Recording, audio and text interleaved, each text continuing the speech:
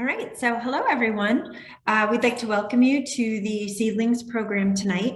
As we begin this event, we acknowledge that we are presenting from Providence, Rhode Island, a small portion of the traditional homelands of the Narragansett and Wampanoag peoples. Collectively, we support the return of Indigenous seeds to their rightful stewards. Please take a moment to honor these Indigenous lands and celebrate the resilience and strength that all Indigenous people have shown worldwide. So my name is Amy Fontaine, and I'm the library supervisor of the Rochambeau Library at Providence Community Library.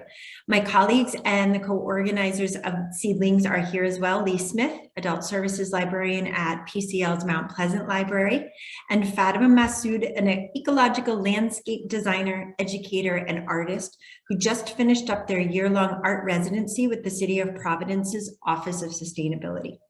Additionally, we would like to thank our collaborators on this project, Vanessa Venturini of the URI Master Gardeners, and Summer Gonsalves of the Brown University Superfund Research Program, who is also tonight's presenter on food justice and soil remediation. So Summer is an environmental scientist and the co-leader of the Brown University Superfund Community Engagement Corps. She is a member of the Narragansett Indian Tribe who earned her master's degree in public health from Brown University. Summer works to connect communities with resources to lessen the impact environmental contamination places on them. She is currently installing a native plant pollinator garden on the Narragansett Tribal Farm. And in the fall of 2018, she created Of the Earth harvest boxes to provide fresh, locally sourced produce to members of the Narragansett Tribe to reduce food insecurity and promote food sovereignty among tribal members. As always, our presenter will be happy to take your questions. Someone said they can't hear me. Okay. So as always, our presenter will be happy to take your questions after their presentation, but feel free to type your questions in the chat as they arise throughout the program. And closed captioning is available if you click the button at the bottom of your Zoom window. So for now, I'm going to turn it over to Fatima to say a few words about the Seed Library. Hi, everyone. I'm going to give just like a 5-minute presentation about the Seed Library before we get into Summer's presentation.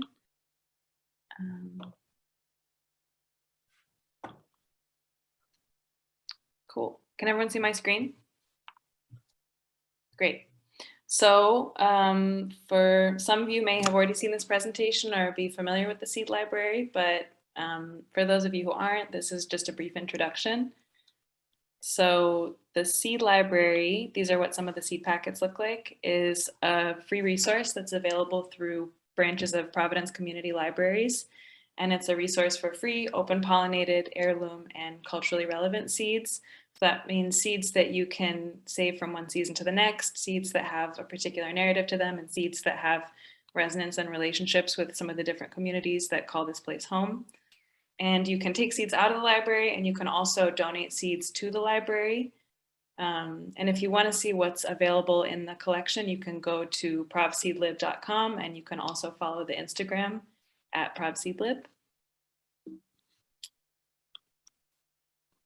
And I'm just going to show you really briefly how to navigate the Seed Library catalog online.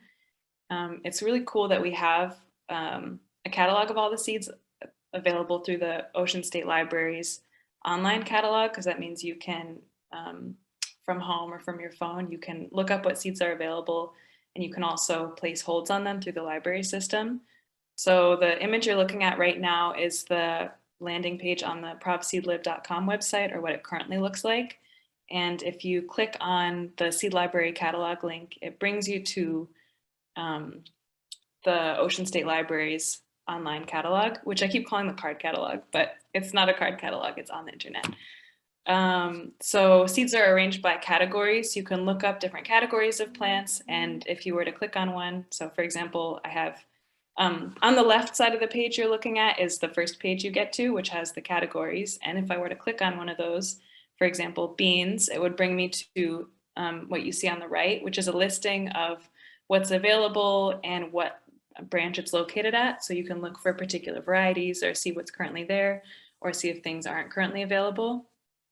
And this happens through a huge amount of labor done by library staff. So Gail Yallop, who's the systems coordinator at Knight Memorial, came up with a completely genius system to do this. And folks at every single branch, including Amy and Lee, put a lot of effort into typing, like literally entering by hand every variety that's there, which is incredible.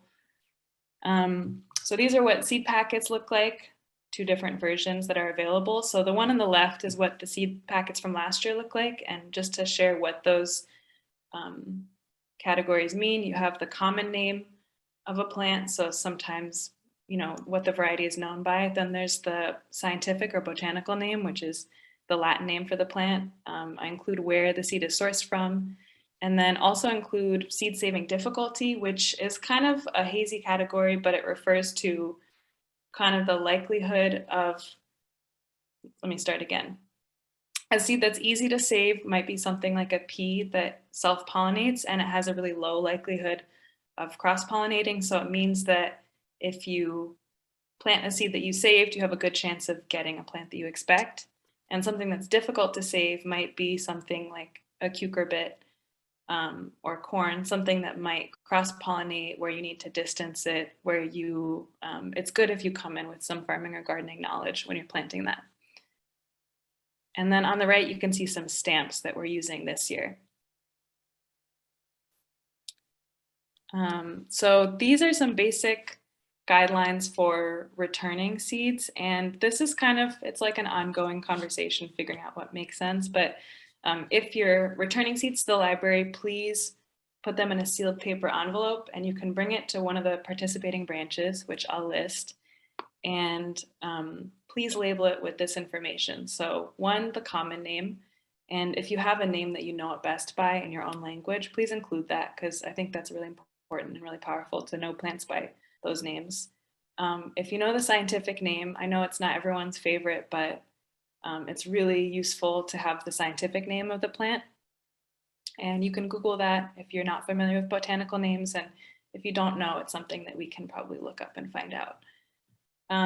If you want to stay connected to the project, you can include your contact info on the envelope, but that is completely optional. Put the growing location, so you could say Providence, Rhode Island, you could say Forest Street, the year it's grown from. This next category is seeds from however many plants. So again, like kind of really detailed information, but you could say it's seeds from 1 sunflower. It could be seeds from 20 or 30 okra pods. And that is maybe significant on the level of like plant genetics, but it's kind of cool to know if you're nerdy about it. And then if it's an annual plant, so one that you would plant every year from seed, or if it's a perennial plant, so one that would grow back from roots every year. I'm seeing some things popping up in the chat, but I'll look at that afterwards, if that's okay with folks.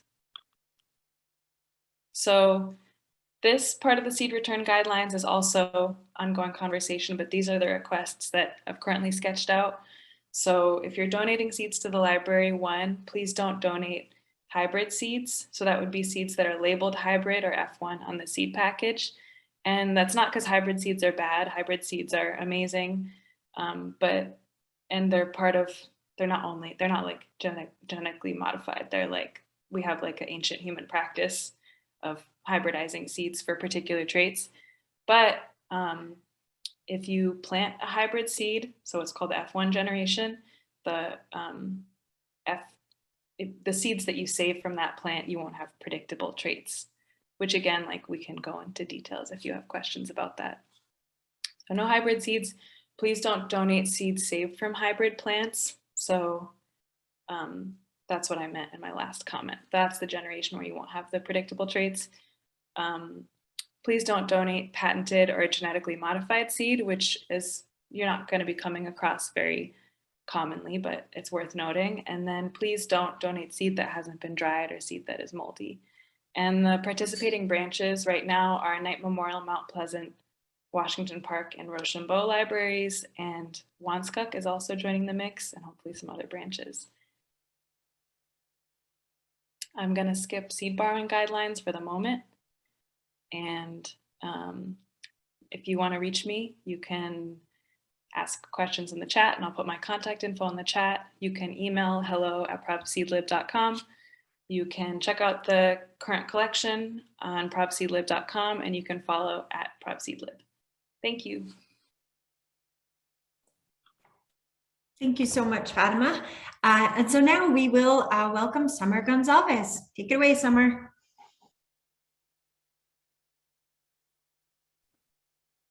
Good evening, everyone. Let me just get my slides going.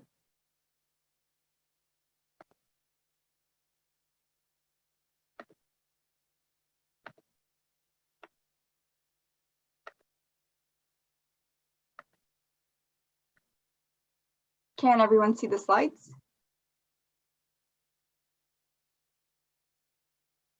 Gonna assume that's a yes. Okay, thank you. All right, so to get started this evening, I'm going to talk about the inequities in the current food system that harm us as consumers and food producers, and remedial actions that promote food justice for all people everywhere.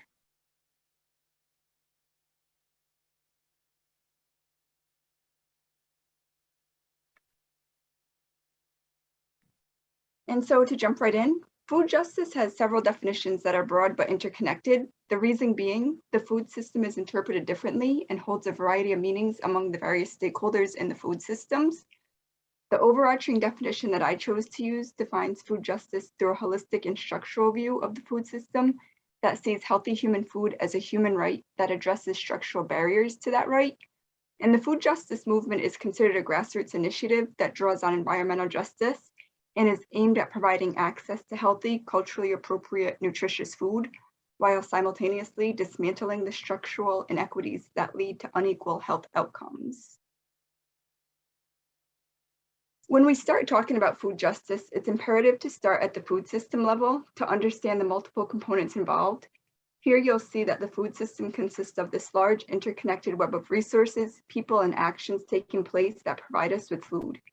Beginning with food production and moving through stages including processing, packaging, distribution, and the consumption of food. When we use a system level approach, we have to account for the impacts, both positive and negative, that the food system places on us. When we consider the human health aspect in the food system, we must consider factors including individual access to food, physical health needs, cultural fulfillment, nutrition levels, among others. And then there's the environmental impacts of the food system and the burdens placed on the lands that grow the foods we eat, namely factors like environmental degradation on air, water, and soil pollution, pesticide use and misuse, and land use emissions.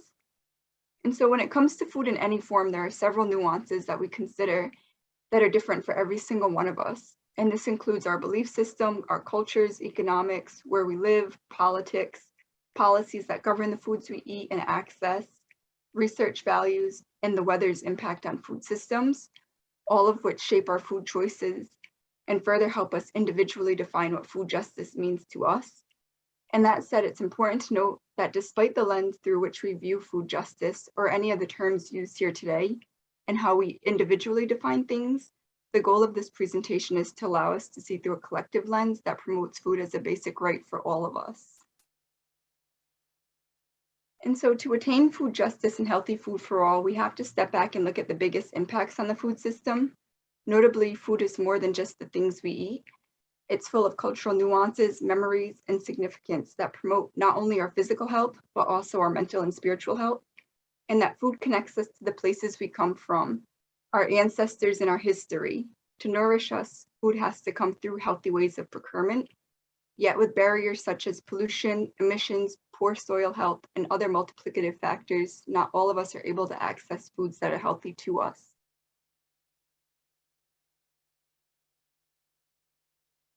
One of the many pieces that we need to achieve food justice is environmental justice. Defined by the Environmental Protection Agency, or EPA, environmental justice is the fair treatment and meaningful involvement of all people, regardless of race, color, national origin, or income. And with respect to the development, implementation, and enforcement of environmental laws, regulations, and policies. Environmental justice is composed of goals that allow all of us to live environmentally just lives. According to the EPA, these goals will be achieved when everyone has equal access to the decision-making process, to have a healthy environment to live, learn, play, and work in, and when the same degree of protection from environmental hazards and health hazards is applied across the board. And essentially, environmental justice sees us residing in areas free of environmental hazards, including soil contamination, air pollution, away from big factories, and so forth. While this is great in the theoretical world, it is unrealistic in the current world in which we live. And so it's important to remember the reasons why we need food justice. For starters, it addresses the lack of healthy food options. We live in a country where for centuries, food and land have been weaponized against various populations, beginning with Native Americans. This practice has since evolved to target other nationalities and ethnicities, including Asians, Blacks, and Hispanics. And the current food system here in America has primarily been built through force, control, manual labor, and the unjust coercion of people of color through various means, including the creation of racially motivated policies and beliefs.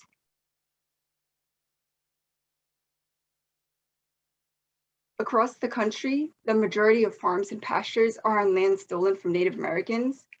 Federal laws such as the 1830 Indian Removal Act mandated that tens of thousands of Native Americans be removed from the very lands they inhabited for centuries. And to push Natives away from the land seen by the government as ideal and to starve them into submission, the United States Army supported efforts to exterminate buffalo, which was once a primary food source for tribes of the Great Plains region, which spans north to south from Texas into Canada and throughout 10 states. Through the Homestead Act, lands taken from Native Americans was in turn redistributed free of charge or at significantly reduced prices to non-Native settlers. And then depicted in the picture shown, the red is used to show lands once inhabited by Native American tribes. And over 240 years, the red shrinks substantially, owing to land seized illegally from natives, creating a deep divide between people and place and cutting off their connection to their traditional food system. While the last few slides highlighted some prominent barriers primarily impacting Native Americans, other barriers exist that impact food justice, the most prominent of which are racism, food deserts, food insecurity, food cost, access to food, land to grow or stores to purchase, the nutritional quality of foods available, variety in stores, shopping convenience, which is individuals being able to go to a corner market versus a grocery store, customer service, and how welcome individuals feel at food locations. One of the largest issues in our food system is the fight to be just, which stems from racism. And racism is an underlying factor in the history of agriculture and food access in this country, where communities of colors have been systematically targeted to increase the presence of corner markets and liquor stores while limiting access to affordable groceries. And by targeting communities of color, which has further happened through food deserts, where food deserts are defined as a region throughout the country where people have limited access to a variety of healthy and affordable foods. They're often comprised of numerous households with low income, inadequate access to transportation, and a limited number of food retailers that provide fresh produce and healthy groceries at affordable prices. Food deserts in turn lead to a disproportionately high rate of diet-related diseases, specifically targeting Native Americans, Latinos, African Americans, Asians, and Pacific Islanders, where poor diets further impede learning, path to empowerment, and financial success.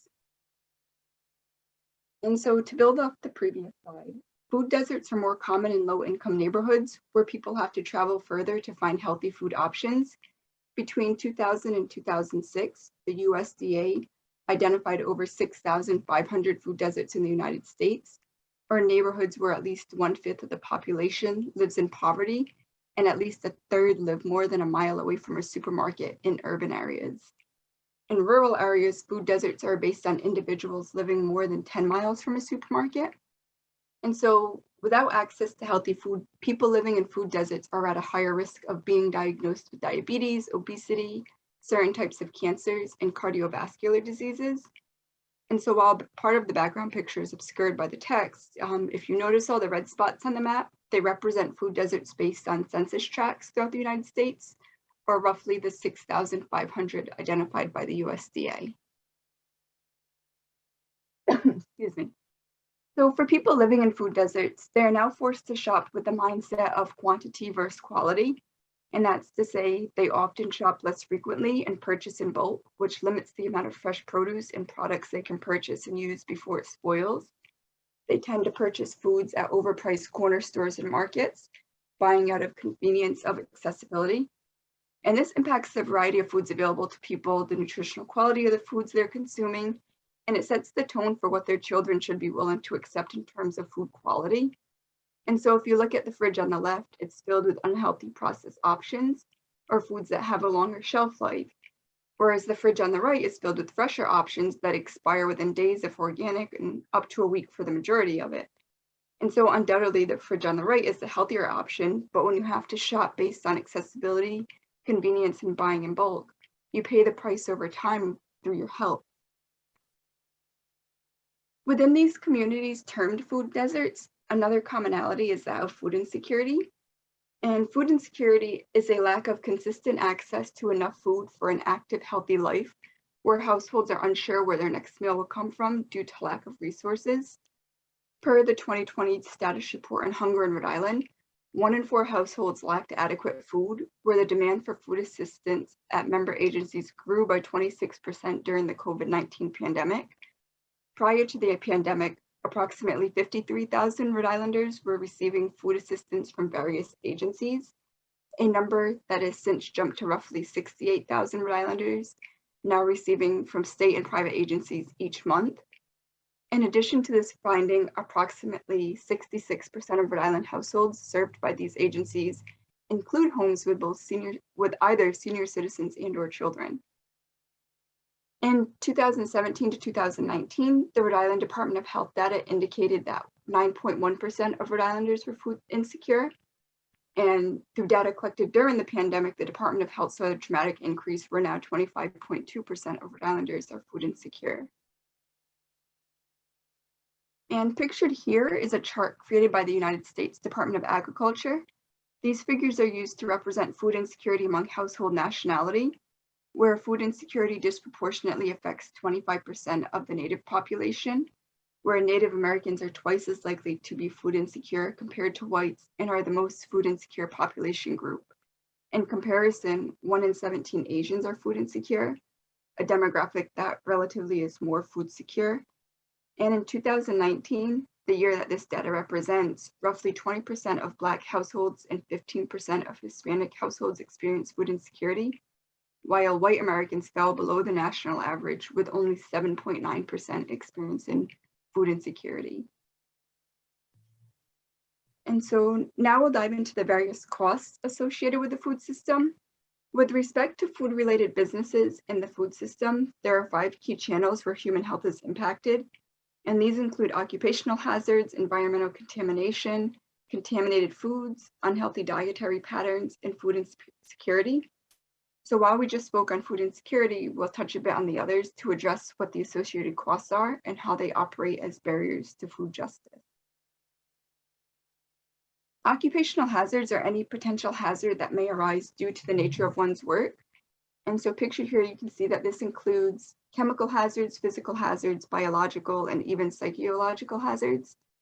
In the food system, the greatest hazard is machinery hazards. In the United States, on average, 700 workers are killed in machine-related accidents, while another 2,500 are injured each year. While this number may not seem like much, in the larger process of getting food from production to our table, it's troubling to know that people are literally dying so we can eat. Another common workplace hazard comes through chemical exposures, specifically that of ammonia. In 2015, workers sustained 1,280 injuries from exposure to harmful chemicals or environments. In that same year, 4,500 workers were injured in food production through slipping, falling, or tripping. And on top of this, 800 workers were killed from these type of accidents. A larger issue we see primarily in the farming industry, although not isolated to this area, is the use of pesticides. And pesticides have been linked to a host of health problems, including cancers, birth defects in children, neurological diseases and degeneration, hormonal disorders, and various other diseases and illnesses. And farm workers are the most vulnerable to this type of hazard from their continuous exposure to a variety of pesticides. Typically, they inhale fumes, accidentally ingest the toxins, or they come in physical contact when applying pesticides to fields or when harvesting the agricultural products that have been treated with pesticides. Some additional occupational hazards folks face come from the application and use of fertilizers, groundwater contamination, surface water contamination, air pollution, and antibiotic use and misuse. And the antibiotic use, that's more prevalent among workers who are working with livestock. And so this graphic just kind of depicts the impact of climate change on human health, and namely how rising temperatures can increase pathogen loads, which force farmers to increase pesticide use to combat the weed and insect diseases, which in turn causes carbon dioxide emissions to influence the nutritional quality of food, and how climate events lead to increased food spoilage and supply chain disruptions. And so here, one area I want to highlight a bit is that of water contamination, be it either groundwater or surface water. And so this is an important topic as we all need water to survive, yet contaminated water kills, or it can make you extremely ill. According to the World Health Organization, in 2017, 71% of the global population, or about 5.3 billion people, used a safely managed drinking water source, which is water located on site, available when needed and free from contamination. At least 90% of the world's population had at least a basic drinking water source, leaving 785 million people across the world who lacked a drinking water service, and 144 million of them were dependent on surface water. And so when we think about individual access to water, another factor to consider is that globally, at least 2 billion people use a water source contaminated with feces each year. And so even those of us with a basic or a safely managed water source, we fall into that category. And contaminated water in turn transmits diseases such as cholera, diarrhea, typhoid, and polio, causing roughly 480,000 diarrheal deaths per year. And so in the context of occupational hazards, this image depicts various sources of water pollution. Workers are at risk when they're using water laden with pesticides and fertilizers to irrigate crops and care for livestock. The water in turn runs off into waterways, further impacting our aquifers, surface water, groundwater, and local communities. Local communities are affected as their homes are often the closest to polluting industries and the catch ponds. And so we have a range of pollutants that infiltrate our water system through various means. Chemical pollutants from heavy metals such as mercury and arsenic to pesticides and nitrate-based fertilizers are potentially leaching into our water system through various channels. And once ingested, these pollutants cause a wide range of health issues, where pregnant women and children are the most vulnerable to the health impacts. And then there's the actual water that we drink, which is also at risk with serious health implications on human and aquatic life. Industrial waste, septic discharge, rural and urban runoffs, the drinking water treatment process, and water distribution materials are all sources of water contamination. And for folks who use groundwater wells, which is more common in rural areas, they're at a higher risk of drinking water contaminated with heavy metals. And for those of you present who are considering a future in farming, work, or have worked on a farm, here are a few statistics to keep in mind. Farmers account for about 1% of the population here in the United States, where roughly 28% of all farmers are between the age of 55 and 64. Large-scale family farms and industrial non-family farms account for just under 5% of all farms, while generating about 58% of farm-based revenue. And it's the small-scale family farms that represent nearly 90% of all the farms across the country, yet they only generate about 20% of farm-based revenue. Back in 1975, 40 cents of every single dollar spent on food went back into the farms. By 2018, that number decreased significantly to only 14.6 cents of every dollar going back into farms. And through data collected between 2014 and 2016, 48% of the hired agricultural workforce in this country lacked authorization to even work here legally, basically meaning they're illegal immigrants. And so from 1992 through 2012, total farmable cropland decreased from 460 million acres to 392 acres. And this is more land than the size of Colorado by just over 2 million acres. Between that same time period, between 2007 and 2012, pesticide use increased 10%, And then in 2012 alone, it's estimated that the United States agricultural sector used 899 million pounds of pesticides. Between 2010 2014, herbicide use, a toxic spray used to kill unwanted plants or weeds, increased by 20%. And then by 2000, 25% of all corn, 61% of cotton, and 54% of soybean plants were genetically modified. By 2020, that number jumped to now 92% of corn, 96% of cotton, and 94% of soybeans grown here in America are genetically modified, genetically engineered. Another big occupational hazard and human health issue is that of air pollution, which is the presence of any chemicals in the air that can harm the health of humans, plants, and animals. Air pollution is an issue at every level of the food system. It threatens food security, impacts plant growth and animal health. In the food sector, agriculture is the single largest emitter of ammonia pollution and nitrogen compounds, with these sorts of pollution impacting food production. And not only does air pollution impact us through crop yields and food production, but it also impacts our health, leading to higher rates of asthma and heart disease. And so food justice brings food to urban communities working to eliminate food deserts, but exposure to other contaminants and heavy metals looms. So what does that mean for us? When we think about urban environments and the achievement of food justice for all, the reality of environmental contamination always looms. Specifically, environmental contaminants are impurities that are introduced by humans or that occur naturally in water, air, or the soil. Within the food system that we discussed, foods are primarily contaminated through the processing, packaging, transportation, and storage phases. Food preparation undergoes a long chain of processing where each stage is a potential source of chemical contaminants invading our food. And transportation of food can lay the foundation for contamination, specifically under poor sanitary conditions. And while there are government regulations in place to limit contamination to what they define as safe for human consumption, it's not always adhered to. And an example of this is when chemicals such as preservatives, including citric acid, sodium sorbate, and ascorbic acid, are intentionally added to foods to prevent spoilage and improve the shelf life.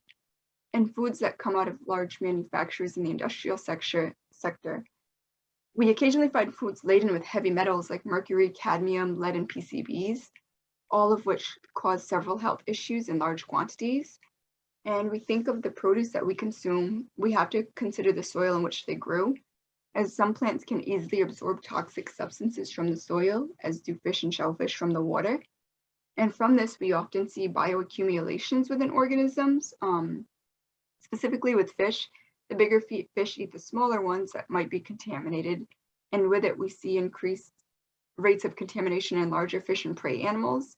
And when it comes to human exposure to metals and the traces we have in our bodies, food consumption tends to be the most likely source of this.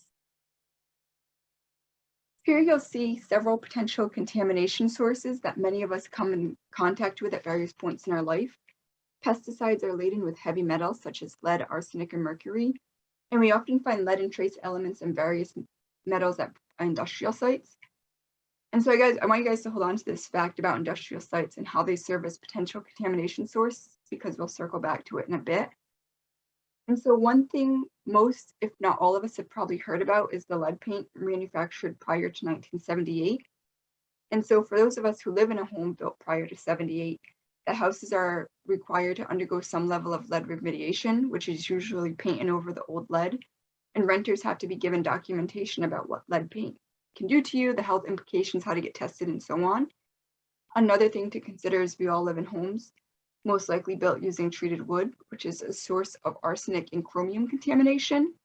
And for those of us who live or work in urban areas or commute to and from the city, heavy traffic carries a high potential to come in contact with lead, zinc, and PAHs, otherwise known as polycyclic aromatic hydrocarbons. And all of these carry health impacts that we'll discuss shortly.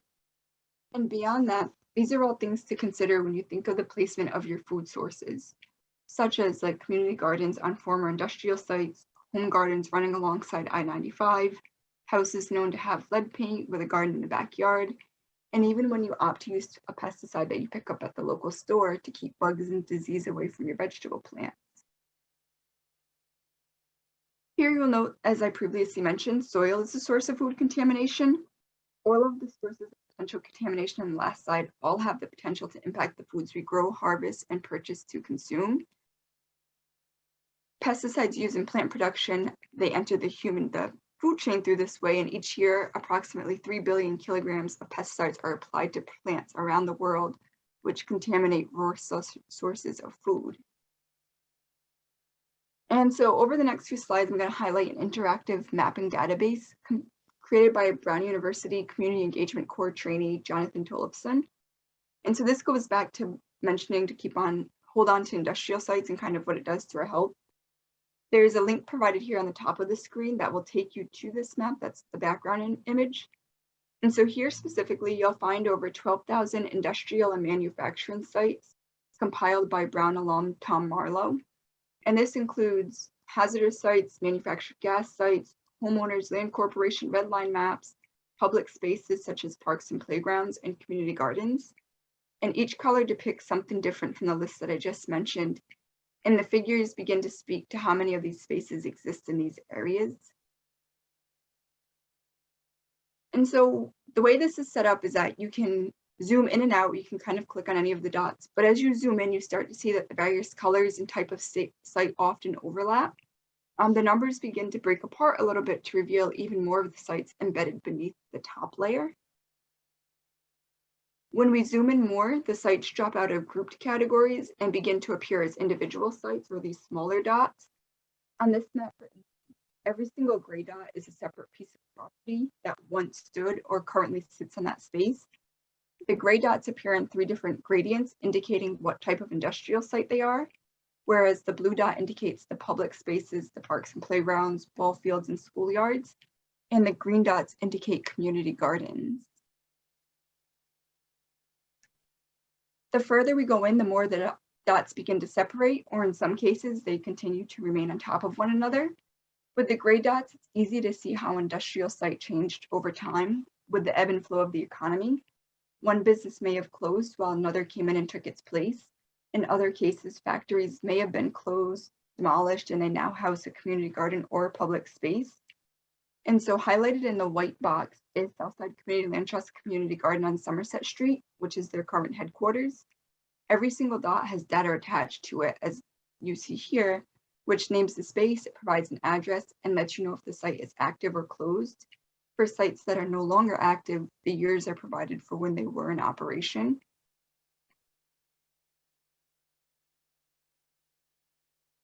Here you'll see the Bridgham Street Community Garden, which is pretty much right on top of a former oil and lubricant dealer, which is highlighted in the white text box. It's joined by the West End Community Garden in close proximity. So something that's a little more concerning is the fact that there are 14 other industrial sites in a 1-block radius of these 2 community gardens. Several slides back, when I mentioned industrial sites being possible sources of contamination to our food system, this is exactly how that happens. Businesses fold, buildings are demolished, and land changes hands. Groups often come in to purchase plots of land at minimal cost without ever really knowing the true history of the site, without in-depth research. And that's something that generally takes a lot of time and money to fully grasp. And this leads to quite a bit of uncertainty over what is in the soil, leading organizations to typically just cap soil, install some raised flower beds to grow in. They conduct this regular mandated lead testing, and they kind of plant just based on that information. The extensive costs associated with conducting a full site history, complete with soil analysis looking at heavy metals, is often dismissed, and that simply doesn't happen to the extent that it should in the food system, primarily because of the cost. And so, as mentioned in the bio for this event and during the introduction, I'm employed by Brown University's Superfund research program. The Superfund research program focuses on researching complex environmental contaminant issues in many states across the country.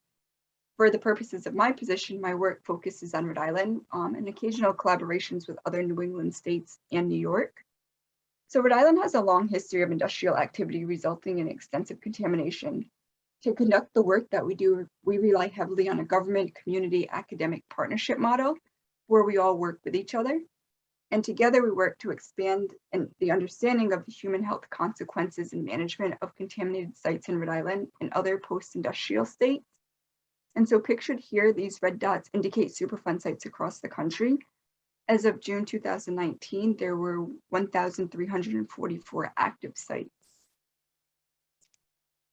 And so Brown Superfund Research Program is a subset of the National Institute of Environmental Health Sciences, or NIEHS for short. NIEHS oversees Superfund research programs across the country as we work collaboratively to provide practical scientific solutions to protect human and environmental health. And our work really focuses on learning more about how to protect the public from exposure to hazard substances found in the contaminated water, soil, and air at hazard sites across the country. And collectively, our work is aimed at seeking alternative avenues and reduce costs associated with environmental cleanups. We look to reduce human exposure levels and overall improve human health. And the central goal is really to understand and break the link between chemical exposure and disease. In Rhode Island specifically, there are 13 Superfund sites. And so another term that's mentioned along Superfund is often that of brownfields or brownfield sites. And so a brownfield is different from a Superfund site in that it's a property undergoing change through redevelopment, expansion, or potential reuse that is marred by a complicated history due to the presence or potential presence of hazardous substances, pollutants, or contaminants. In the United States, it's estimated that there are about 450,000 brownfields. And these sites are typically seen as ideal to clean up and reinvest in as they increase local tax bases, they utilize existing infrastructure, and they improve and protect the environment and facilitate job growth. Since 2002, Rhode Island has received over $40 million in federal brownfield support, which has funded the aid of the cleanup of sites, job training, program support, and site assessment work. And so pictured here, completed in 2020, Farm Fresh Rhode Island is housed on the site of a former brownfield. It was originally a mill that burnt down in 2015, and the 3.3 acre site was remediated and the Rhode Island Food Hub was built, which now serves as a distribution center for local food and produce. And the space also offers nutritional education and other related retail stores.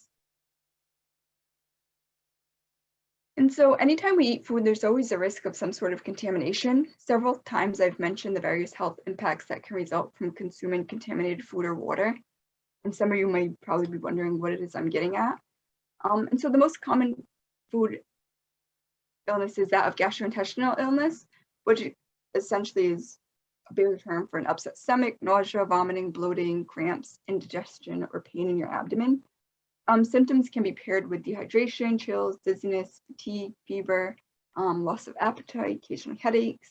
And in extreme cases, it can lead to increased temperature, blurred vision, slurred speech, and in extremely rare cases, death. Pesticide ingestion can cause neural and kidney damage, congenital disabilities, reproductive problems, and can be potentially carcinogenic. As where the ingestion of industrial chemicals, including arsenic, PCBs, and lead, can lead to the development of neurodevelopmental disorders, including attention deficit disorder, cerebral palsy, and autism. And so PCB exposure is particularly harmful to children as it can adversely affect their neurological development and immune system response. When it comes to the unintentional ingestion of heavy metals, they work to deplete specific nutrients in our body, decreasing our immunological defense. They impair our psychosocial facilities, and with pregnant women, they can cause intrauterine growth restriction, which is basically where the baby doesn't have enough room to grow and develop normally in the womb. And so on top of the health impacts of consuming contaminated food, there are long-term health impacts of consuming bad food. And so the typical American diet is one that's way too high in calories, sodium, added sugars, and saturated fats. And at the same time, we lack eating an adequate amount of fruits, vegetables, calcium, fiber, and whole grains. And so this diet contributes to some of the leading causes of death and increases the risk of several diseases. The top 8 diet-related diseases specifically are heart disease, diabetes, obesity, high blood pressure, stroke, osteoporosis, cancer, of which several are listed, and dental disease. And so building off of the last slide, one thing that always sticks out to me are cold, hard numbers. They appear in every single facet of our life, our age, our address, our phone number, our social media followers.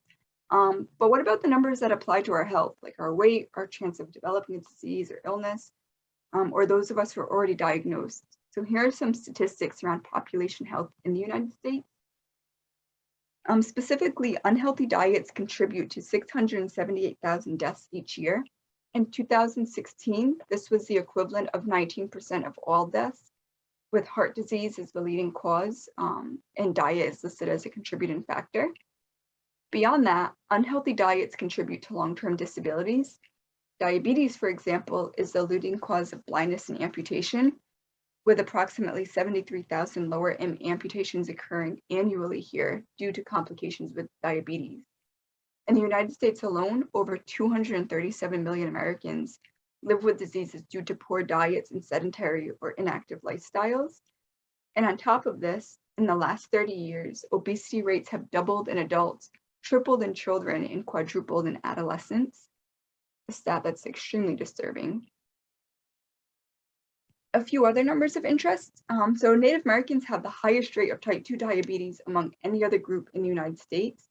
What makes this even more troubling is that diabetes was virtually non-existent in Native American populations prior to 1960. The first documented case was discovered in 1963. And the Pima Indians in Arizona have the highest incident rate of type 2 diabetes among any population in the world, where 35% of men and 40% of women are diagnosed with type 2 diabetes. And the culprit includes changes in diet and with eating foods higher in salts and sodiums, eating more convenience foods, which is fast foods, foods from grocery, small corner markets, and consuming foods that are really calorie dense, while also living a more sedentary lifestyle. Native Americans in general are 2.5 times more likely to have diabetes compared to white Americans. And so to try to combat some of these issues, the federal government actually created a program, the Special Diabetes Program, which was created for Native Americans, although the program hasn't received any federal funding since 1997, so it didn't really go very far. Between 1994 and 2004, diabetes among Native American teenagers increased 68%. And on top of this, 2 out of 3 Native Americans with kidney failure, it's because diabetes is the known cause.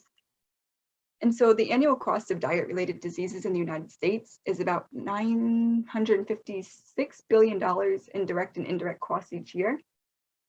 Yet we have food companies that spend $33 billion each year on advertising alone. In 2019, the CDC spent $47.6 million to promote healthy eating and exercise. And in that same year, Hershey's chocolate company spent $562 million, 12 times that of the CDC, to promote its chocolate and other products. And so combined, these figures all show that clearly disparities exist in the education that we receive and our long-term health outcomes.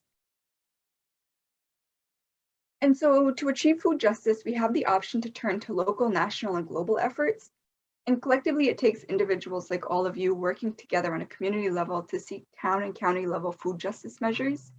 When these measures prove successful on a small scale, we have to work to build the efforts across the country, or across counties rather, and throughout the state. And then we take those measures and we push them as a template, so to speak, for region-wide changes that gain national traction. And I believe this is the most succinct measure to garner food justice. We start small and grow. If we've learned anything from the federal government, it's that food justice won't come from that level without our collective efforts and voices. And so where do we begin? I think the reality is that we kind of begin by connecting with community resources. When trying to identify organizations and projects that speak to what food justice means to us as individuals, that's kind of where we start. It's more of a broad level. So the idea is to look out and find what other organizations exist in your state that are actively engaged in work promoting food justice. Highlighted here are just a few of many organizations in Rhode Island that are actively working to create a food just society. In no particular order, this list includes the Coalition Center for Environmental Sustainability, the Rhode Island College Food Justice Project, Brown University's Community Engagement Corps, the Rhode Island Food Policy Council, and Southside Community Land Trust. Without going into more specifics on each individual program, know that there are several government, academic, and community level programs actively working to bring food justice initiatives to life. And so one such local effort is a program known as Harvest Boxes that I created back in 2018 as a graduate student at Brown University. And so the idea behind harvest boxes was to create a food box that could be donated to local Narragansett tribal members, containing locally sourced in-season organic produce, meat, eggs, and specialty items like honey, maple syrup, and Kenyan's Johnny Cake mix. And so the idea is that harvest boxes are meant to offer foods that are more in tune with our traditional diet, that promote food security and food sovereignty, while also addressing diet-related diseases. Each box contains recipes that tribal members can use to prepare meals with the items found in the box. And when requested, I try to cater to various health ailments. So if someone comes forward and says, hey, someone in my household has cancer and they're going through chemo, can we have recipes that kind of avoid these but cater to this? So we try to accommodate those requests. To date, over 850 boxes have been donated to several households. Initially, I started by donating 30 boxes to 30 households, and it's since grown to distributing about 100 boxes quarterly. And to me, this is just one step in beginning to address food challenges and seeking ventures to connect the community to resources around them.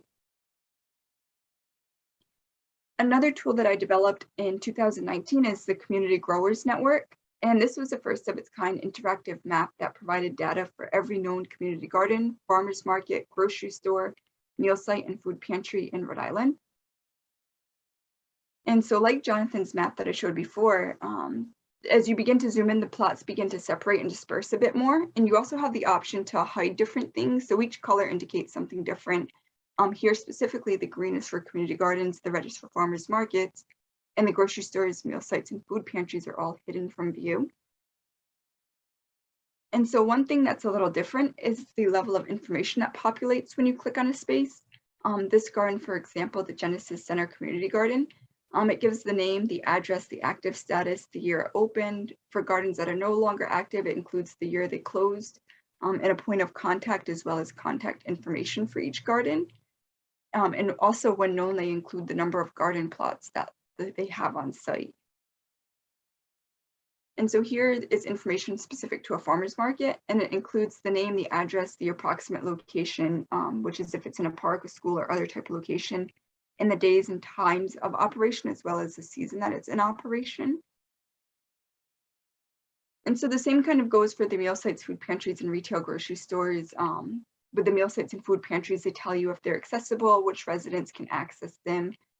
And basically the whole idea of the Community Growers Network is to connect people to food-related resources. All too often, folks say they don't know where, when, or how to access, or they complain that there's no central location to access this level of detail.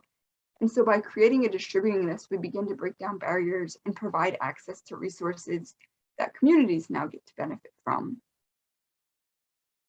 And so one thing that's really neat about the Community Growers Network is it's now part of the Rhode Island Food Access Map, which is pictured here.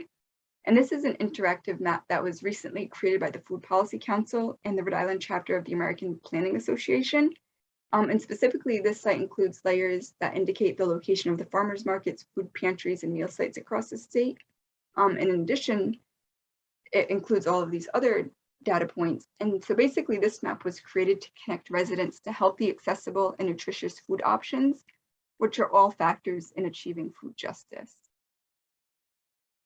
Some other local programs are, one is Food on the Move, which is a year-round program that sells produce to low-income community members at lower cost to reduce food insecurity.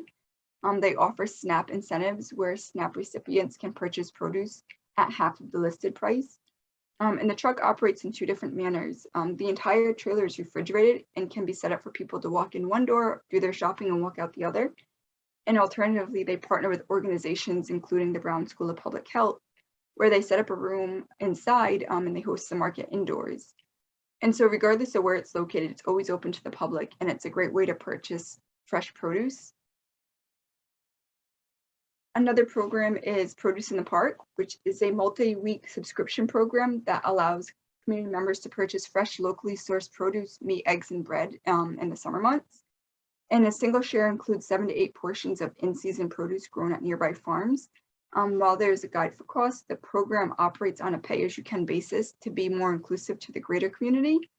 And a 1-week share, for example, may include a pound of summer squash, a bag of assorted herbs, a bunch of each for scallions, chard, and kale, 1 pound of sweet potatoes, and a pint of strawberries.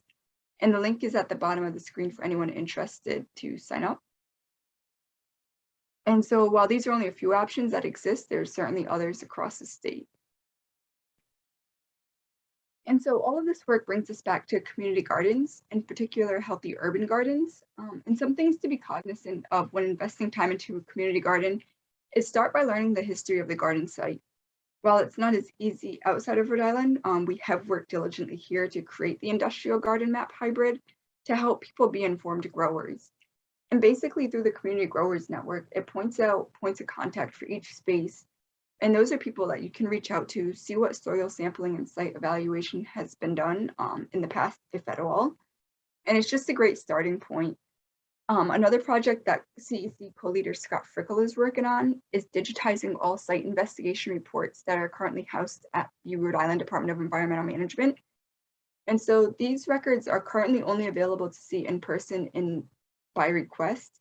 And basically, they are a search history of a particular sites across the state, not every brownfield that's known, but it's a site history that goes in and tells you what kind of soil analysis, testing, evaluations was done on any single property. The packet for each can be anywhere from 10 pages to thousands of pages. So they're very complex to kind of get through. But once they're digitized and metadata is added, they'll be publicly searchable online. And so it'll take a bit longer to do this, but it will be a tremendous asset when trying to search prior site history. And even just like looking around your home to kind of see what was in that area before. And so when you're able to request soil sampling in spaces where it's not been done before, I'll caution you, this is super expensive and time consuming, but doable. Over the next 2 years, we've partnered with Southside Community Land Trust to go in and conduct soil sampling in several of their gardens. And like the DEM records, it'll take a bit of time to do this and get the results back to the community. If you'd rather not wait and have the means to cover it yourself, you can conduct your own mail-in soil sample. There are universities and companies that sell and provide kits for free. They give instructions on how to sample. And you select the type of analysis that you'd like done, be it looking for just lead or looking for heavy metals or other contaminants. And those fees kind of vary depending on what it is you're looking for. And so if you find that you are growing in soil with a low to moderate level of contamination, don't fret, more common than you probably think. And so basically to get around that, you learn about the soil and use that to guide you in your choices of what you grow. Listed here are some types of produce that are better suited to grow in contaminated soil. And the main reason is that they have a moderately low uptake level for contaminants. And that's to say these crops don't absorb toxins as quickly as other plants. And beyond that, their lower traces reach the actual fruit that you consume. And so without going through every single one, some of the most common vegetables include tomatoes, peppers, eggplants, corn, squash, and beans.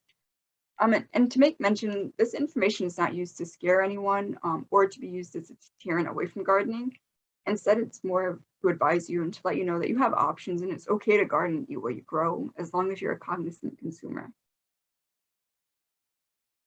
A more common practice, if you have contaminated soil and you're a bit weary, especially in urban areas, is to use raised garden beds or other types of containers. With raised garden beds, typically you put a barrier down between the actual ground and the bottom of the container. You bring in clean dirt from a reputable buyer, and that soil is typically undergone analysis. They know it's clean, deemed safe. And then you add in clean soil and compost as you go. For those of you who like to upcycle and have plans to build your own raised beds, avoid using railroad ties, telephone poles, pressure treated wood, and previously painted wood. All of those contain chemicals that can potentially leach into your soil. And another thing to consider, while these act as a buffer to soil contaminants, raised beds do not eliminate airborne contaminants, soil dust from walking paths in other areas, and they don't protect against water splashback. And so as we wrap, consider these some final thoughts to working in any garden space. Always wear gloves when working in or around the garden to keep your hands clean and avoid cuts and scrapes. Wash your hands too when you're leaving the garden. This decreases the likelihood of spreading plant and human diseases alike. Wash or peel all produce. This helps remove any bacteria that may live on the surface of the plant. Leave your gardening shoes at the door to avoid bringing potential contaminants into your home from working in the garden. And finally, only use soil and compost from trusted sources. If you're unsure where to get it, ask around for reputable distributors. And this is to ensure you're using organic matter versus being unsure of what's in the soil and just taking it because it's free or relatively cheap. And here I've provided a list of things each and every one of you can do to promote food justice. And basically the gist of it is to advocate for more community gardens, mobile food banks, food co-ops, which are food markets organized by the community versus commercial realtors. Tell people about healthy food financing initiatives, including SNAP and veggie prescriptions. Advocate for access to land, be it Native American water rights or space to farm and garden. Save and share seeds that are not genetically modified. Adopt agroecological farming techniques, defend workers' rights, especially for farmers. And one of the most important roles is to push food education for all at every level, beginning in early childhood and expanding throughout life. And to close out, this is something I like to end most conversations with. It's a list of recommended films and books that many of you can consider reading or watching. While I haven't personally seen or read everything, I've reached out to several colleagues and put together these lists to share with you today.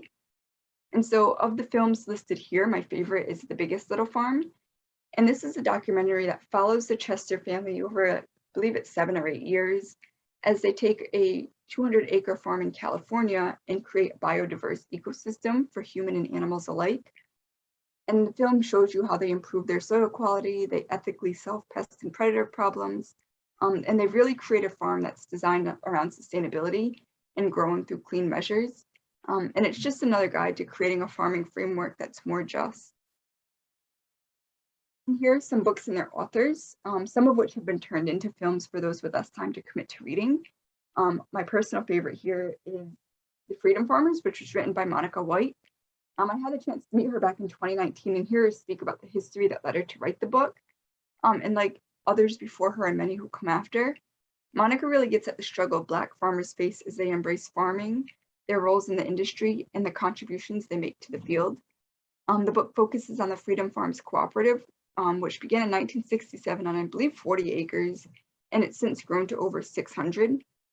And so this space, it's created along the Mississippi Delta for Black farmers, and it's given the opportunity to be tenant farmers, domestic workers, and local sharecroppers, all with the shared goal of working towards community wellness, political resistance, and self-reliance.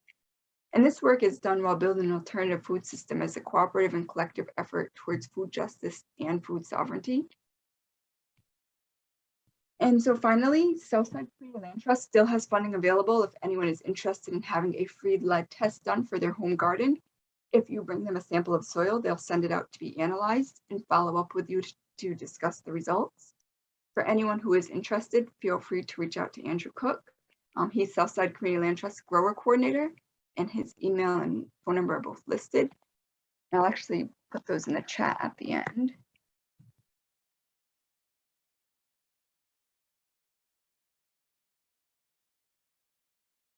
And with that, I'd like to close out and thank you all for your time here this evening. I'm happy to take any questions you have. And those that have to run, I've included my email address and feel free to reach out.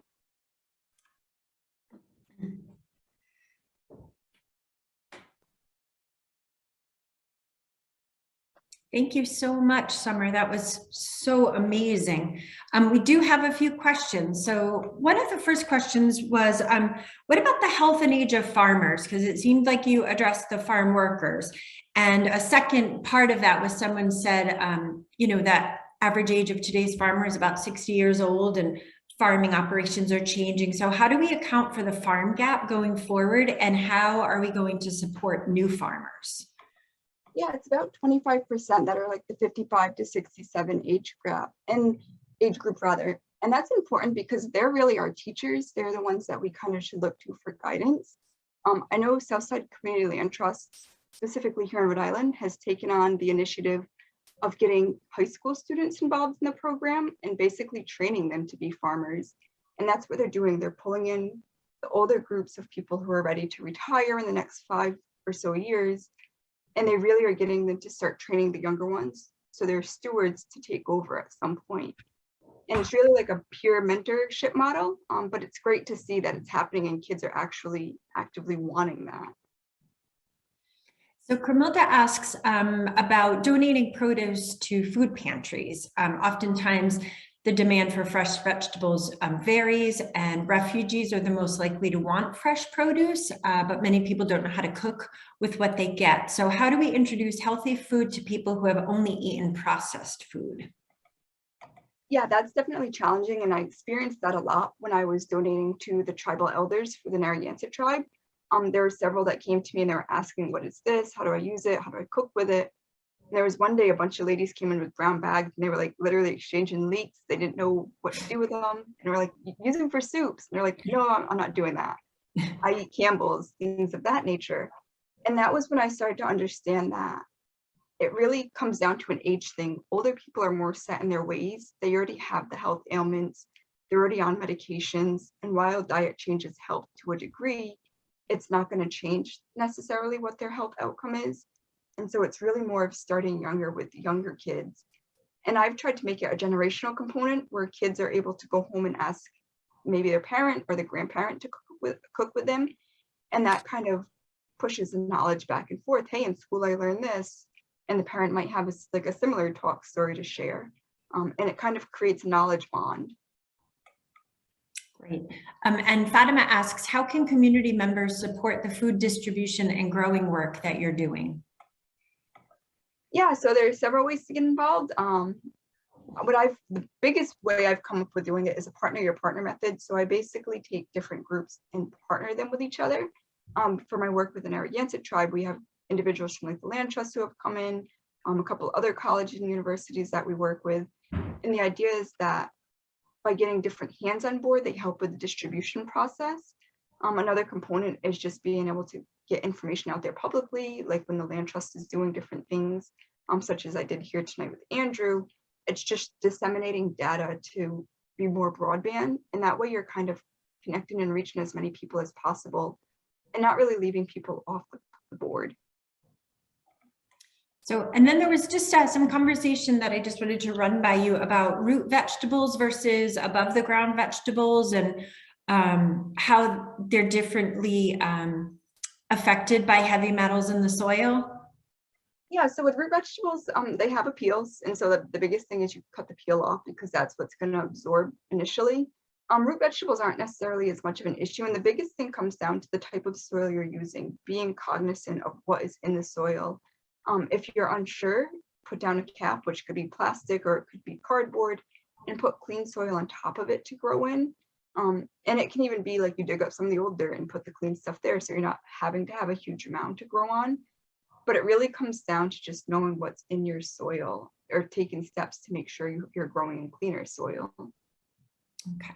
And Anna is a small grower from rural northern New Mexico and was wondering what kind of programs are available in rural communities where they don't have food banks, et cetera. Programs or central distribution centers are few and far between. Yeah, so that's definitely a challenge because they are further apart. They are still in existence. And one of the things that I had tried to do with the tribe was get like food on the move to go to areas like that because they're primarily here in urban areas, Providence County. But then you have a huge group of people that you're missing out because you're not willing to drive all of 35 minutes, which apparently is far in Rhode Island, to do that. And so trying to make mobile programs, pantries, whatever it is that go out to populations. I don't know what New Mexico has, but I know here we have like United 211 and they physically do that. They go out and they have a distribution day with the tribe, but it's open to anyone to come. And just the bus parks on the tribal reservation. So looking into opportunities like that could potentially help. Okay, so that was our last official question, but I just wanted to let you know there are quite a few. This was an amazing presentation and thank you so much for all the great information in the chat. So we just want to say thank you on behalf of Fatima, Lee, and myself. A huge thank you to you for, it really was an amazing presentation. Thank you to our collaborators, and most of all, thank you to everyone who joined us tonight. Our next program in the series is actually the first in a two-part workshop by Sue Scotty, who's a local master gardener since 2004, who has led the vegetable greenhouse teams down at URI for almost as long.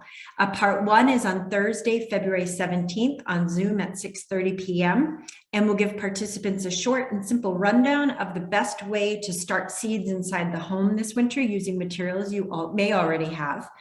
And part 2 will be on Thursday, March 3rd, also on Zoom at 6:30. And Sue will teach us tips and tricks for direct sowing, transplanting seedlings in our outdoor vegetable gardening, including timing, spacing, watering, and all those things you need to know.